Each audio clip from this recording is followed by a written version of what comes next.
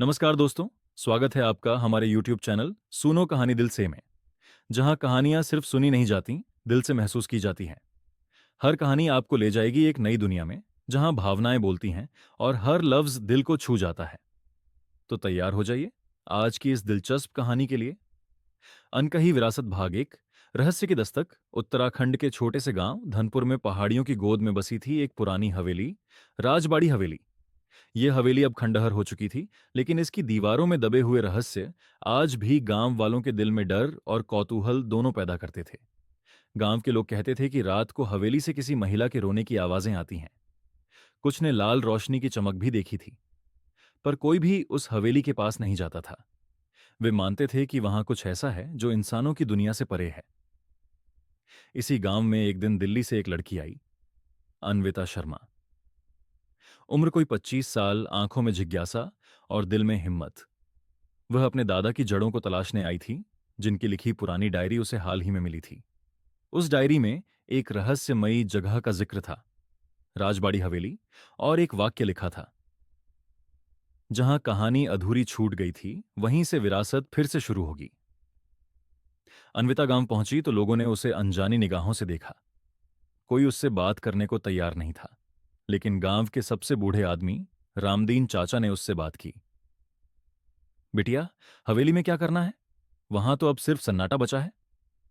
दादाजी ने लिखा है कि हमारी जड़ों की शुरुआत यहीं से हुई थी। मुझे जानना है कि वो कौन थे और ये हवेली उनसे कैसे जुड़ी है। रामदीन चाचा ने गहरी सांस ली। चाबी मेरे पास है, लेकिन एक बात याद रखना, हर सच जानने लायक नहीं होता। अन्विता ने हल्की मुस्कान के साथ चाबी ली और हवेली की ओर बढ़ गई।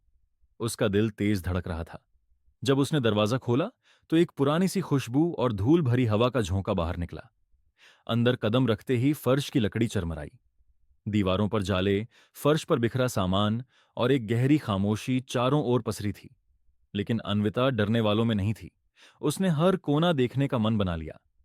हवेली के मुख्य हॉल में एक बड़ी तस्वीर टंगी थी, एक महिला जिसकी आंखों में कुछ गहरा और रहस्यमयी था। माथे पर लाल बिंदी और सिर पर पल्लू। नीचे नाम लिखा था, राजकुमारी सुरभि सिंह। अन्विता ने कभी यह नाम नहीं सुना था, लेकिन तस्वीर की आंखें जैसे उसे घूर रही थीं।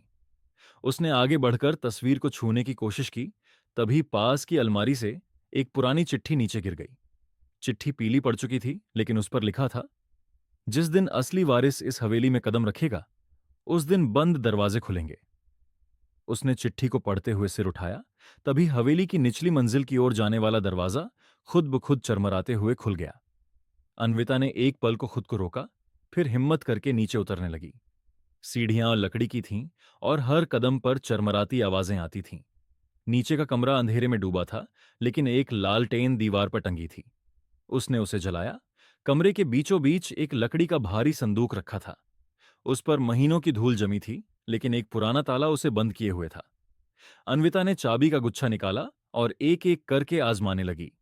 तीसरी चाबी में ताला खुल गया। संदूक के अंदर थी एक पुरानी डायरी, एक जोड़ी सोने की चूड़ियां और एक और चिट्ठी। डायरी के पहले पन्ने पर लिखा था, यह मेरी आखिरी कहानी है। अगर तू इसे पढ़ रही है तो तू मेरी विरासत है। अन्विता की उंगलियां कांप उठीं। वह यह समझने लगी थी कि जो यात्रा उसने शुरू की है वो आसान नहीं होगी, लेकिन अब वो पीछे नहीं हट सकती थी। भाग दो। गुजरे कल की परछाइयां। हवेली की पुरानी ताख पर बैठी हवा अब और भी भारी लग रही थी।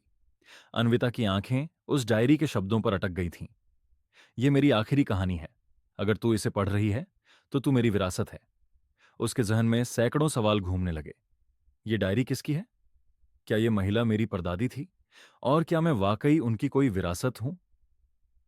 डायरी के अगले कुछ पन्ने धुंधले थे, लेकिन एक जगह तारीख लिखी थी, 14 अगस्त 1951। नीचे लिखा था, आज मैंने हवेली छोड़ने का फैसला लिया है, लेकिन मेरा मन यहीं अटका है। मेरा प्यार, मेरा सम्मान, मेरी कहानी, सब यहीं छूट गया। अगर कभी मेरी बेटी लौटे तो उसे सब बताना। लेकिन मेरी बेटी तो कभी लौट ही नहीं सकी। अन्विता की आंखें नम हो गईं। क्या यह डायरी उसकी दादी की हो सकती है? क्या उसके परिवार का सच कुछ और था? वह डायरी लेकर ऊपर आई और तस्वीरों को ध्यान से देखने लगी। एक एक तस्वीर में चेहरों को देखती रही। एक जगह उसे अपने पिता से मिलती जुलती शक्ल दिखी। पीछे लिखा था विक्रांत सिंह 1928। विक्रांत, वह बुदबुदाई। ये तो मेरे पापा के नाम जैसा है। क्या वो? उसने दीवार के कोने में एक पुरानी खिड़की देखी जो जंजीरों से बंद थी। जब उसने जंजीर हटाई तो देखा कि खिड़की के बाहर एक पुराना बगीचा था, झाड़ियों से भरा, लेकिन उसमें कोई चलने का रास्ता साफ दिख रहा था, मानो किसी ने हाल ही में वहां कदम रखे हों। उसे हैरानी हुई, क्या कोई और भी यहां आता है? तभी एक धीमी सी आवाज सुनाई दी, दरवाजे की चरमराहट। वह चौंकी। कौन हो सकता है? उसने दौड़कर देखा, लेकिन कोई नहीं था। हवेली फिर से शांत थी। वह खुद को समझा रही थी कि शायद ये सब पुरानी हवेली की ध्वनि है, उसका वहम है, लेकिन भीतर एक बेचैनी थी। रात को सोने से पहले वह फिर डायरी के पन्नों में डूब गई। उसने पढ़ना शुरू किया। अगर ये पढ़ने वाली मेरी बेटी या उसकी बेटी है तो जान ले, मैंने जो छोड़ा वो सिर्फ हवेली नहीं थी। मैंने अपना सपना छोड़ा, अपना प्यार छोड़ा, और एक कसम छोड़ी कि जब तक सही वारिस वापस न लौटे ये हवेली फिर से नहीं जगेगी। तेरे अंदर वो शक्ति है बिटिया, जो मुझे नहीं मिली। अब तू आई है तो कहानी पूरी होगी। रात बढ़ती गई और हवेली में घड़ी की टिक टिक के सिवा कोई आवाज नहीं थी, लेकिन अन्विता को ऐसा लगा जैसे कोई उसके आसपास चल रहा हो। अचानक ही हवेली की छत से एक धूल भरी किताब नीचे गिरी। वह चौंकी। किताब के कवर पर लिखा था, राजवंश सिंह परिवार की गुप्त कथा। अब यह साफ था, हवेली में सिर्फ यादें नहीं थीं, इतिहास था। एक ऐसा इतिहास जिसे कभी सामने लाया नहीं गया, और अब वो इतिहास खुद अन्विता के सामने दरवाजे खोल रहा था। भाग 3, खून में छुपी पहचान। सुबह की पहली किरण हवेली की धूल जमी खिड़की से छनती हुई अंदर आई, लेकिन अन्विता की आंखों में नींद नहीं थी। उसने पूरी रात राजवंश सिंह परिवार की गुप्त कथा पढ़ते हुए बिताई थी। उस किताब में बहुत कुछ था, पुरानी कहानियां, वंशावली, षड्यंत्र, और सबसे चौंकाने वाली बात, राजकुमारी सुरभि सिंह की प्रेम कहानी। एक गुप्त विवाह, एक बिछड़ाव, और एक बेटी जिसका कोई नाम रिकॉर्ड में नहीं था। क्या वो बेटी मेरी दादी थी? अन्विता सोचने लगी। डायरी और किताब में एक नाम बार बार आता था, सुदर्शन ठाकुर। एक नौजवान सैनिक जो सुरभि से प्रेम करता था, लेकिन उनका रिश्ता स्वीकार नहीं किया गया क्योंकि सुरभि रॉयल परिवार से थी और सुदर्शन एक सामान्य परिवार से। वे भाग गए थे, फिर कभी लौटे नहीं। राजकुमारी ने उस समय हवेली छोड़ दी थी, अपनी इज्जत बचाने के लिए, और साथ ही अपनी बेटी की रक्षा करने के लिए। अन्विता के भीतर अब भावनाओं का तूफान उठ रहा था। वह जान चुकी थी कि उसके भीतर सिर्फ एक आधुनिक लड़की का खून नहीं, एक छुपे हुए राजवंश की विरासत भी बह रही थी। उसी दिन दोपहर को वह गांव के पुरातन रिकॉर्ड की तलाश में पंचायत भवन पहुंची। वहां बैठा एक बूढ़ा रजिस्ट्रार उसे पहचान गया। तुम वही लड़की हो ना जो हवेली में रह रही है? अन्विता ने हामी भरी। मैं अपने परिवार के बारे में जानना चाहती हूं, मेरे दादा दादी का रिकॉर्ड, या कुछ भी जो इस हवेली से जुड़ा हो। वृद्ध व्यक्ति ने एक पुरानी अलमारी खोली और अंदर से धूल भरे दस्तावेज निकाले। कई फाइलें पलटने के बाद उसने एक मोटी किताब सामने रखी, धनपुर ग्राम वंशावली 1940 से 1970। उसमें एक नाम उभरा, सुरभि सिंह, और नीचे कन्या जन्म, नाम अज्ञात, पिता अज्ञात, बाहर ग्राम ले जाया गया 1922। अन्विता की आंखें भर आईं। यह वही समय था जब राजकुमारी सुरभि ने हवेली छोड़ी थी। उसकी बेटी को अज्ञात कहा गया था, तो मेरी दादी को यह समाज कभी पहचान ही नहीं पाया। अन्विता ने उस पन्ने की फोटो ली और हवेली लौट आई। शाम को हवेली की दीवारों पर हल्की रोशनी पड़ रही थी। वह किताब और डायरी लेकर तस्वीरों के पास बैठ गई। अब हर चेहरा उसे पहचाना लगने लगा था। फिर एक और रहस्य खुला। डायरी के पिछले हिस्से में एक नक्शा छुपा था, एक तहखाने की ओर इशारा करता नक्शा जो हवेली के पिछले हिस्से में था। वहां एक दीवार पर पुरानी अलमारी रखी थी, लेकिन नक्शे में उसी दीवार को गुप्त द्वार बताया गया था। अन्विता ने अलमारी हटाई और ध्यान से दीवार को थपथपाया। एक जगह ईंटें थोड़ी अलग सी लगीं। उसने दबाव डाला और एक क्लिक की आवाज आई। दीवार का एक हिस्सा पीछे सरक गया, एक छुपा हुआ रास्ता खुल गया था। अंधेरे सुरंग जैसी सीढ़ियां नीचे जा रही थीं।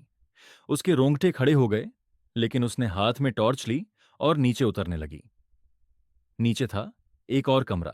कमरे में लकड़ी की एक चौकी, दीवारों पर कुछ चित्र, एक पुराना संदूक और एक मूर्ति, राजकुमारी सुरभि की। उसके सामने एक पत्थर की पट्टिका थी जिस पर खुदा था, जिसने अपने नाम के बिना जिया, वो अब अपने वंशज के जरिए फिर से जिएगी। अन्विता अब जान चुकी थी, ये सिर्फ हवेली नहीं, उसकी पहचान थी। एक ऐसी विरासत जिसे जमाने ने छुपाया, लेकिन किस्मत ने फिर सामने ला खड़ा किया। भाग 4। बाग की दीवारों के उस पार अब केवल हरियाली नहीं थी, बल्कि एक रहस्य था जो धीरे धीरे अपनी परतें खोल रहा था। पिछले कई दिनों से गांव के लोग देख रहे थे कि राजा सूरजमल का स्वभाव बदला बदला सा हो गया है। वे शांत रहते, किसी से ज्यादा बातचीत नहीं करते और अक्सर रातों को बाग के भीतर टहलते पाए जाते। राजमहल के विश्वस्त सेवक लक्ष्मण दास ने एक रात देखा कि राजा ने महल की सबसे पुरानी चाबी ली और चुपचाप बाग के बीचों बीच बने एक कुएं की ओर बढ़ गए। वह कुआं वर्षों से बंद पड़ा था। गांव वालों का मानना था कि उस कुएं में आत्माएं बसती हैं। लक्ष्मण ने जब यह बात रानी सुरभि को बताई तो रानी चौंक गईं। सूरजमल ऐसा क्यों कर रहे हैं? उन्होंने धीरे से कहा। क्या उन्हें किसी बात की चिंता है? क्या कुछ ऐसा है जो वो मुझसे छुपा रहे हैं? रानी ने निश्चय किया कि अगली रात वह स्वयं राजा का पीछा करेंगी। अगली रात जैसे ही रात का तीसरा पहर हुआ, रानी ने अपना घूंघट नीचे किया और चुपचाप महल से बाहर निकली। चांदनी रात थी। पूरा बाग चांदी की परछाइयों में डूबा हुआ लग रहा था। पेड़ सर्द हवा में हिल रहे थे और कहीं दूर उल्लू की आवाज गूंज रही थी। रानी सुरभि ने देखा, राजा सूरजमल बाग के बीचों बीच उस पुराने कुएं के पास खड़े हैं। उनके हाथ में वही पुरानी चाबी है और उनकी आंखें कुछ खोज रही हैं। सूरज, रानी ने धीरे से पुकारा। राजा चौंके, फिर मुस्कुराए। तुम यहां? मैं जानना चाहती हूं ये सब क्या है। इस कुएं के पास क्यों आते हो बार बार? राजा की आंखों में एक गहराई थी, जैसे वे कुछ छुपा रहे हों।